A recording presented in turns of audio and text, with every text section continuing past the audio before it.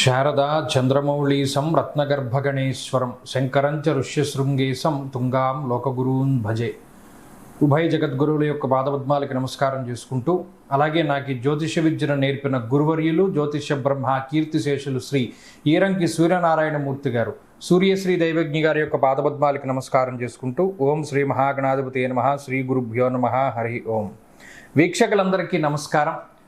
August మాసమందు ఏ విధమైనటువంటి గ్రహస్థితి ఉండబోతూ ఉన్నది, అలాగే ఆగస్టు నెలలో ఉండేటువంటి కుజగ్రహ మార్పు లేదా శనేశ్వరుని యొక్క వక్రగతి ఫలితము లేదా రవిగ్రహ మార్పు ఇత్యాది ఫలితాలు ద్వాదశ రాశుల మీద ఏ విధమైనటువంటి ప్రభావాన్ని చూపించబోతూ ఉన్నాయి, లేదా ఆ నెల రోజుల పాటు ఏ విధమైనటువంటి గ్రహస్థితి వల్ల ద్వాదశ రాశుల వారు ప్రభావాన్ని పొందబోతూ ఉన్నారు అనేటువంటి విషయాన్ని చాలా క్లుప్తంగా ఈ వీడియో ద్వారా తెలుసుకునేటువంటి ప్రయత్నం చేద్దాం.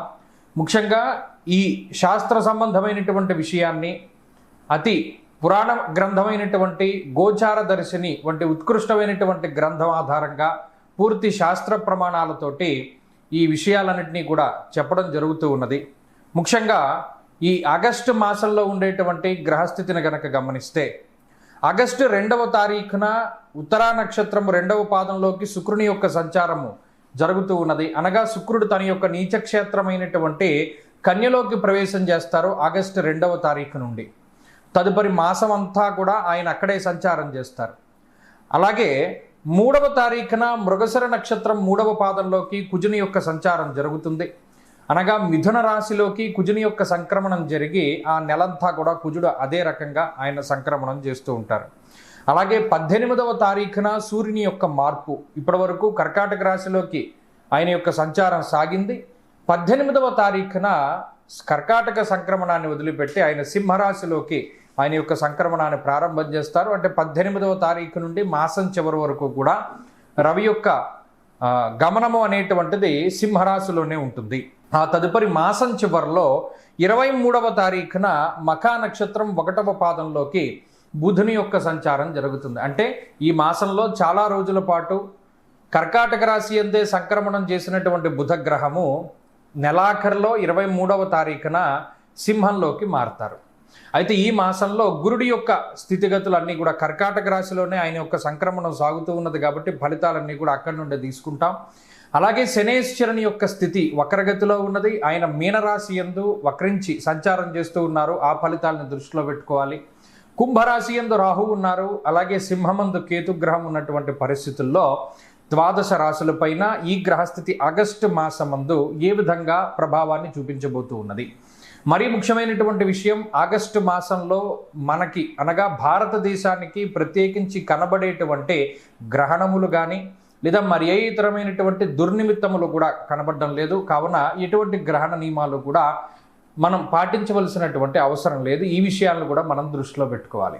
ఇక ఫలితాల విషయాన్ని మనం చూద్దాం. కర్కాటక రాశి వారికి ఆగస్టు మాసంలో మధ్యస్థమైనటువంటి ఫలితాలు కనబడుతూ ఉన్నాయి. ఈ రాశి వారికి ఇప్పటి వరకు ఉండేటువంటి కుజుని యొక్క బలం తగ్గింది. జన్మ రవి యొక్క స్థితి ఉన్నది. ఇప్పుడు కుజుడు వ్యయస్థానంలోకి వచ్చి ఉన్నారు. ఇప్పటికే అష్టమంలో రాహు ఉన్నారు. శనేశ్వరుడు వక్రగతి ఫలితాన్ని ఇస్తూ ఉన్నారు 9వ స్థానంలో ఉండి. జన్మంలో గురుడు ఉన్నారు. అంటే అన్ని విధాలుగా గ్రహాలన్నీ కూడా ప్రతికూలంగా ఉన్నాయి. ఇందులో యోగించే గ్రహం ఏముంది అంటే 9 గ్రహాల్లో ఏ గ్రహము కూడా కర్కాటక రాశి వారికి యోగించడం లేదు. మరి ఇది ఇబ్బందికరమైన సమయం కదా.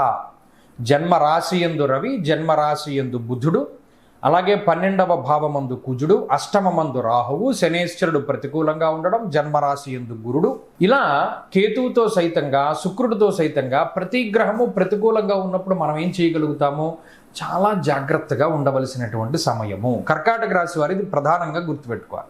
ఏమంటే ఏ రకంగా, ఎందుకంటే మంచి ఉన్నప్పుడు మంచి, చెడు ఉన్నప్పుడు మనం జాగ్రత్త పడాలి. అటు వెళితే జారిపోతావు అన్నప్పుడు అటు వెళ్ళకూడదు సాధ్యమైనంత వరకు. లేదంటే మనం వెళ్ళాలి ఖచ్చితంగా. అలాంటప్పుడు మనం ఏం చేయాలి? ఒక జారనటువంటి చెప్పులు వేసుకో, లేదా ఏదైనా టైర్ వేసుకుని టైర్ మీద నుంచుని ఒక్కొక్కటిగా దాడుతూ ఉండేలా ఏదో ఒకటి చెప్తారు కదా, ఒక పాకుడు జారే ప్రదేశం ఉన్నప్పుడు. అలాగా సరే మనం జీవితంలో ముందుకు సాగాలి. ఈ గ్రహస్థితి ఇలా ఉన్నప్పుడు ఏం చేయాలండి? ఒకటి, జన్మ రవి లేదా జన్మ గురుడు ఏం చేస్తారు? అహంకార భావాన్ని పెంచుతారు. ఒక రకమైనటువంటి అహంభావం పెరిగిపోతూ ఉంటుంది. నువ్వేంటి నాకు చెప్పేది, లేదా నువ్వు చెప్పేది నేను వినడమేంటి, నేను చెప్పింది నువ్వు వినాలి కదా, లేదా నేను చెప్పింది చేయాలి కదా అనేటువంటి భావం పెరుగుతుంది. అటువంటిది పెరిగినప్పుడు దాన్ని తగ్గించుకోవాలి. ఒకటి, ఉన్నతాధికారులతోటి మాట పెరిగినప్పుడు మన తప్పున్నా లేకపోయినా అక్కడ మాట్లాడకూడదు. అదేంటండి నేను తప్పు చేయలేదు కదా, నన్ను తప్పు చేసావు అంటున్నారేంటి అని మనం ప్రశ్నించకూడదు. దీనికి మౌనమే సమాధానము. తోబుట్టువులు, అన్నదమ్ములు లేదా కుటుంబ సభ్యులు ఎవరి నిందారోపణలు చేసినా మాట్లాడకూడదు. ఏమన్నా మాట్లాడకూడదు అంటారు, మనం ఏం చేయలేదు కదా అంటే, ఇప్పుడున్న గ్రహస్థితిలో మీరు ఏది మాట్లాడినా మీరు చెయ్యని తప్పు కూడా మీరు చేసినట్టు అవుతుంది. అటువంటి గ్రహస్థితి కాబట్టి చాలా మౌనంగా ఉండడం చెప్పదగినటువంటి సూచన. ఈ గ్రహస్థితిలో ఆరోగ్యాన్ని జాగ్రత్తగా చూసుకోవడం, ఏదైనా నిందారోపణలు వస్తే సౌమ్యంగా భరిస్తూ ముందుకు వెళుతూ ఉండడం, ఖర్చులు ఎక్కువ అవుతూ ఉంటాయి, జాగ్రత్తగా వాటిని బ్యాలెన్స్ చేసుకుంటూ ముందుకు వెళుతూ ఉండడం, తీరిక లేనటువంటి సమయం అంటే అసలు మీ క్షణం తీరిక లేదు కానీ ఆదాయం లేదు అన్నట్టు ఉంటుంది. అసలు ఖాళీ ఉండదు కానీ దానివల్ల ప్రయోజనం ఉండదు. అలాంటి పరిస్థితులను కూడా ఎదుర్కొనవలసి వస్తుంది. బంధుమిత్రాదులకు కానీ లేదా ఇంకొకళ్ళకి కానీ ముఖ్యంగా భార్య తరఫు బంధువులకు కానీ మీరు చాలా చులకనగా మారుతూ ఉంటారు. అయినప్పటికీ మాట్లాడకండి. ఈ ఒక్క నెల మాట్లాడకండి. ఈ నెల గనక కొంత సౌమ్యంగా ఉంటే వచ్చే మాసంలో అద్భుతాలు వస్తాయి. ఈ మాసం అంతా ఏం చేయాలండి? చాలా అద్భుతమైనటువంటి ఈ దోషాలను పోగొట్టేటువంటి పరిహారం ఒకటి చెప్తాను, అది జాగ్రత్తగా మీరు చేస్తూ ఉండండి. గణేష పంచరత్నము ముదాకరాత్తమోదకం. చక్కగా గణేష పంచరత్నం ఉంటుంది. ప్రతిరోజు పొద్దున లేవగానే చదువుకుంటూ ఉండండి. మిమ్మల్ని ఏ ఇబ్బంది కూడా ఏమీ చేయలేదు. గణపతి ప్రత్యేకించి ఆయన చూసుకుంటారు. అది ఒకటి చేయండి. ఈ మాసంలో మంచి ఫలితాలను మీరు పొందగలుగుతారు.